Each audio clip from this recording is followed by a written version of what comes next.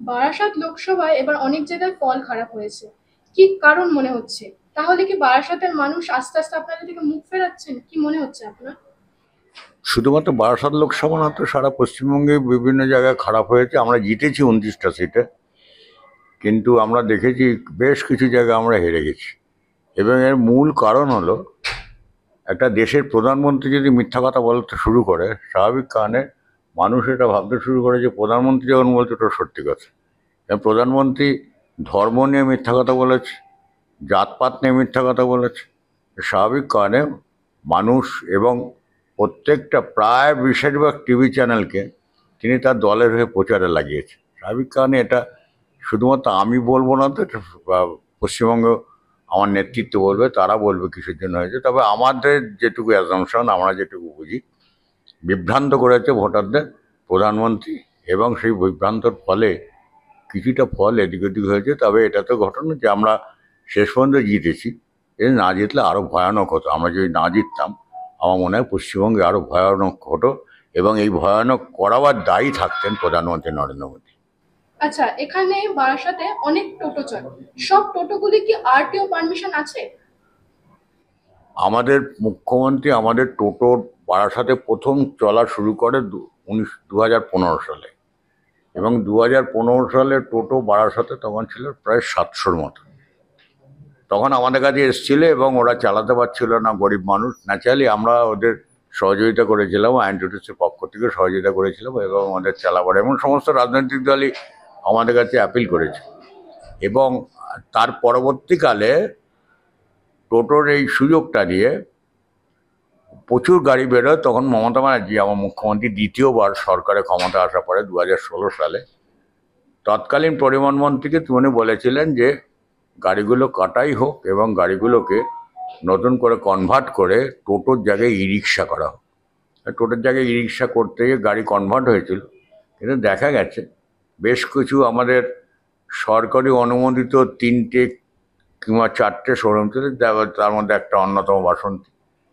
এইগুলো ছাড়াও বিভিন্ন গজিয়ে ওঠা টোটোর শোরুম তারা করছে কি, কাটায়ার নাম করে তারা গাড়িগুলোকে নিয়ে আবার রিসেল করে দিচ্ছে। এবং তাতে কমছে না, মানে আমার টোটো যে কাটাই করে নতুন করে বেরোবে এবং ই রিক্সা নাম নিয়ে, এটা কমছে না। এবং ই রিক্সা করার পরে মোটর ভেহিকলসের রেজিস্ট্রেশন দেবে, ইত্যাদি ইত্যাদি একটা হয়েছিল। কিন্তু দেখা গেল এটা মানুষের লোভ কিংবা মানুষের আকাঙ্ক্ষা কিংবা বেকারত্ব বৃদ্ধির জন্য হু হু করে টোটো বাড়তে শুরু করলো। এবং এটা লাগাম দেওয়ার জন্য আমরা প্রশাসনের কাছে বলেছি, প্রশাসন দপ্তরে জানিয়েছি, এবং এটা বেশিরভাগই বিভিন্ন আনঅথরাইজ শোরুম গড়ে ওঠে। এবং আনঅথরাইজ শোরুমগুলো প্রত্যেক দিন 10টা 15টা করে টোটো বাড়াতে শুরু করে। এতে বাস রুটের অসুবিধা হচ্ছিল, অটো রুটের অসুবিধা হচ্ছিল। তারপরে লাগাম টানার জন্য আমার বারাসাত পুলিশ প্রশাসন, বারাসাত পৌরসভা, আমরা তখন ওদের একটা টিন নম্বর দিই, টেম্পোরারি আইডেন্টিফিকেশন নম্বর। এবং তাতে দেখা গেছে আমরা টিন নম্বরে আমরা বারাসাতে 3200 মতো টিন নম্বর দিয়েছিলাম। এবং সেগুলোকেই পরবর্তীকালে বারাসাত পৌরসভা এবং প্রশাসনের যোগসূত্রে আমরা বারকোড দিই এবং তাতে টোটাল হিসাব করে দেখা গেছে 3400-র মতন টোটো আমাদের আছে। এবং এখনও আনঅফিসিয়াল টোটো প্রায় চলছে প্রায় 4000-এর মতো, 4 থেকে 4.5 হাজার। এবং এরা কোনো পাত্তাও দেয় না, কারোর সঙ্গে কথাও বলে না। যখনই পুলিশ ধরপাকড় করে বিভিন্ন জায়গায় যায় এবং দৌড়াদৌড়ি শুরু করে দেয়। এবং আপনাদের সাংবাদিকরাও আমাদের এসে বলে, কেন ধরছে, গরিব মানুষ চালাতে পারবে না, ওরা খাবে কি, ইত্যাদি ইত্যাদি। মানে আমাদের হয়েছে শাকের করাতে মতন। চালালেও বলছে যে কেন চালাচ্ছে, আর ধরা হলেও বলছে কেন ধরছে। স্বাভাবিক কারণে আমরা একটা নিয়ন্ত্রিত জায়গা আনতে চাইছি। মমতা ব্যানার্জি চেয়েছিলেন, আমার মুখ্যমন্ত্রী চেয়েছিলেন ওদের ই রিক্সায় কনভার্ট করে, তাহলে ন্যাচারালি রেজিস্ট্রেশন নম্বর যখনই মোটর ভেহিকলস দেবে, ন্যাচারালি তাদের ইন্স্যুরেন্স থাকবে, তাদের পেপারস থাকবে, ব্লু বুক থাকবে। স্বাভাবিক কারণে কন্ট্রোল করা যাবে। এবং সেই জায়গাতেই আগামী দিনে এগোতে হবে। যেভাবে টোটো বেরোচ্ছে তাতে আগামী দিনে সেই দিকে বেরোতে হবে। এখন আপাতত আমাদের বারকোড দিয়ে যেগুলো গাড়ি প্রশাসন দিয়েছে, সেই গাড়িগুলোকে আমরা বৈধ বলে মনে করি। এবং বাইরের প্রচুর টোটো ধরা পড়ছে, এর মধ্যেও ধরা পড়েছে।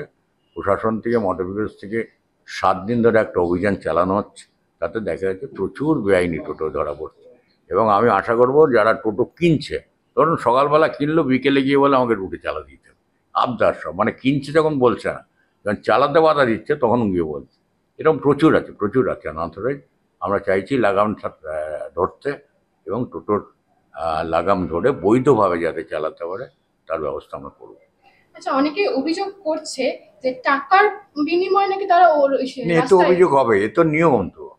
এটা বিরোধী দলের নিয়ম, কিংবা যারা গাড়ি চালাচ্ছে তাদের নেয়। জানো, আমাকে একজন সেদিনকে ডেকে বললো আমার কাছে টাকা নিয়েছে। আমি বললাম, কে নিয়েছে টাকা?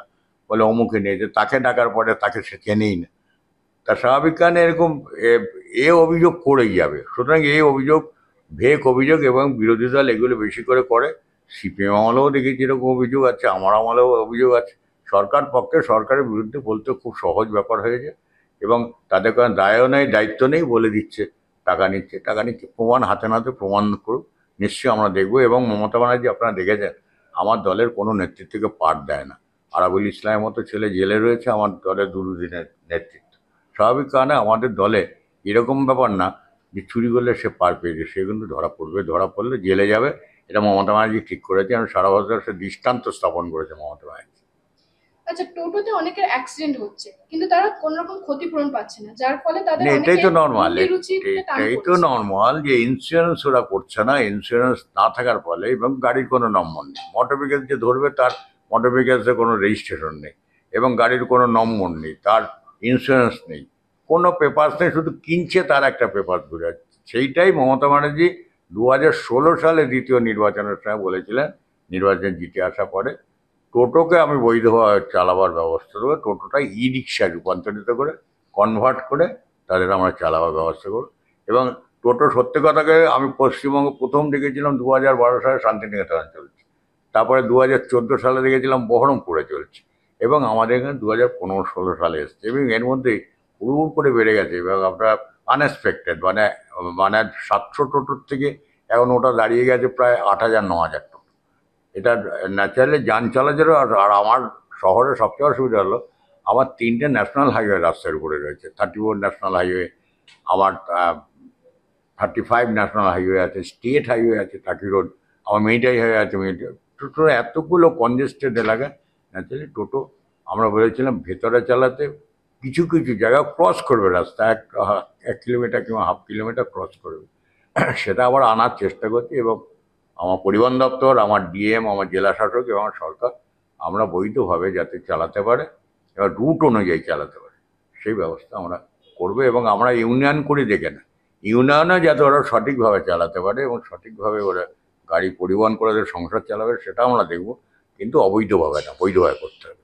রাস্তায় যানজট সৃষ্টি হচ্ছে, সেই বিষয়ে কি না, বলবেন? পুলিশ প্রশাসনকে আমরা বলেছি, এটা তো আমি আবার বললাম যে পুলিশ প্রশাসনকে আমরা সহযোগিতা করেছি, পুলিশ প্রশাসনই বারকোডটা দিয়েছে।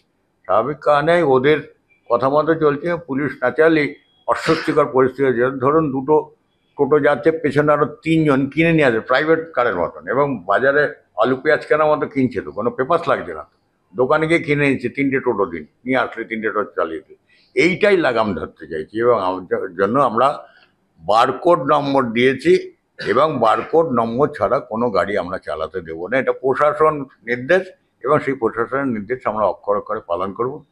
সেইভাবে গাড়িগুলো চলবে। নতুন কোনো গাড়িকে কিনতে হলে সরকারের পারমিশন নিতে হবে, অথবা আমাদের ই রিক্সা রূপান্তরিত গাড়ি কনভার্ট করে, গাড়ি কাটাই করে সেই গাড়ি মোটর ভেহিকলসের রেজিস্ট্রেশন নিয়ে চালাতে হবে।